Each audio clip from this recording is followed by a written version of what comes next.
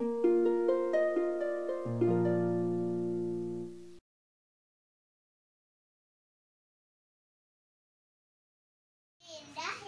berada di atas sini, sampai aku bisa mengatakan kata-kata. Suara burung bercuit-cuit, gelombang-gelombang angin, dan aku bisa mencium bau alam dan bau para hewan. Dan aku bisa melihat rumahku dari ujung sana. Sayangnya aku harus pergi. Halo, ketemu lagi di vlog Juru Baca. Saya Sangat Sepani. Kita ngobrolin puisi lagi. Tadi kita lihat ponakan saya, masih baru 7 tahun, membacakan puisinya sendiri. Jadi ceritanya begini, dia tinggal di Balikpapan, dia adik bungsu saya. Suatu hari dia berjalan di sekeliling komplek, ada bukit di komplek perumahan dia. Kemudian dia melihat, saya nggak tahu persisnya apa yang dia lihat di sana, tapi sepertinya dia terkesan dengan apa yang dia lihat. Maka dia melihat rumahnya dari atas ketinggian bukit itu, gitu, seperti yang dia sebutkan dalam puisinya. Tapi ketika dia pulang sampai di rumah, dia meminta ke mamanya untuk merekam dia membaca puisi.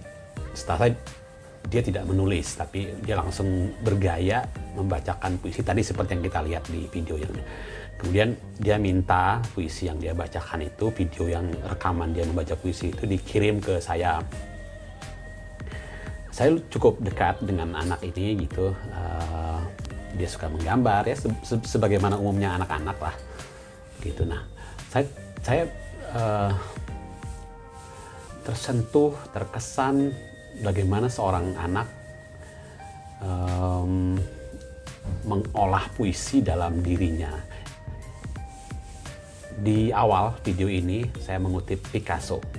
Picasso bilang setiap anak-anak itu adalah seniman. Masalahnya adalah bagaimana mempertahankan si seniman itu tetap ada dalam diri si anak-anak itu selama kita tumbuh menjadi dewasa. Nah, persoalannya itu memang kan kadang-kadang sisi kesenimanan kita itu, apakah itu dia pelukis, saat anak kecil kalau ngelukis bebas aja gitu. Atau sisi penyairnya, seperti tadi ponakan saya membacakan puisi bebas aja, nggak ada beban harus memikirkan itu apa, teori apa, kan begitu. Nah, tadi saya bilang saya terkesan karena ini istimewa gitu.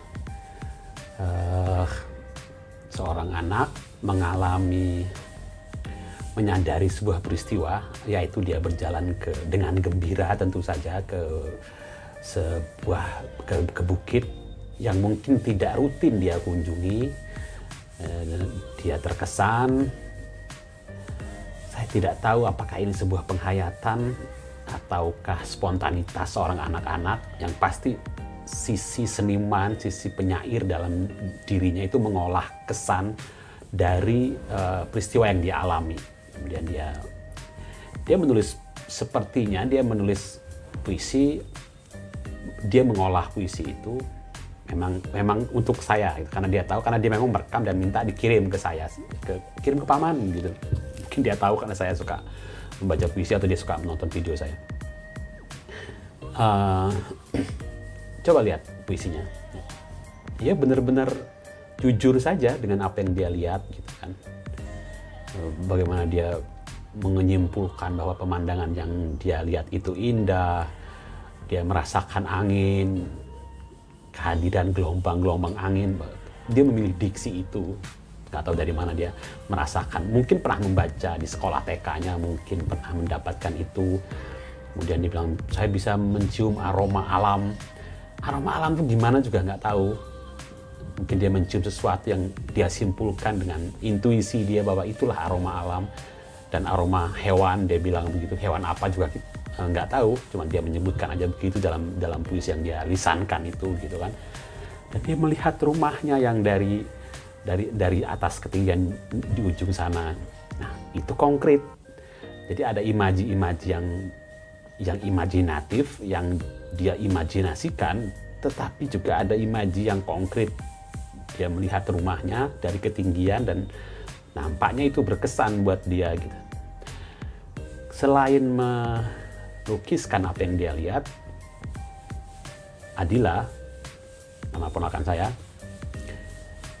menyampaikan perasaannya bahwa sayangnya aku harus segera pergi, aku harus segera pulang.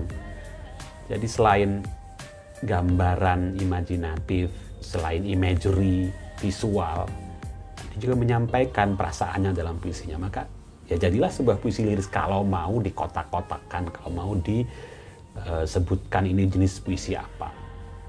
Tapi yang ingin saya sampaikan, karena itu saya membuat video ini, adalah bahwa ya harusnya anak-anak kita, anak-anak kecil dimanapun dia, di rumah, di sekolah, bisa dibebaskan, disentuhkan kepada puisi, kepada seni apapun lah, menggambar. Supaya apa? Supaya sisi seniman di dalam diri si anak itu, seperti kata Picasso, tidak hilang ketika dia tumbuh.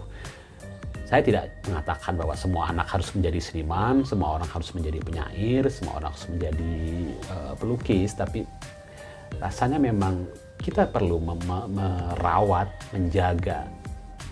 Mau menjadi apapun, seseorang akan menjadi lengkap sisi hidupnya, kemanusiaannya ketika dia tetap sebagai seniman, dia tetap memelihara nalurinya sebagai seniman. Dia tetap mudah terpesona, mudah menyadari peristiwa apapun yang dia lihat dan memberi makna dari apa yang dia alami itu, apa yang dia hayati itu. Video ini sekalian menjadi hadiah ulang tahun untuk Adila yang ke-7. Selamat ulang tahun, panjang umur, dan tetaplah merawat sisi seniman dalam dirimu. Bikin puisi lagi ya, kirim buat paman lagi. Terima kasih. Assalamualaikum warahmatullahi wabarakatuh. Ketemu lagi di video berikutnya.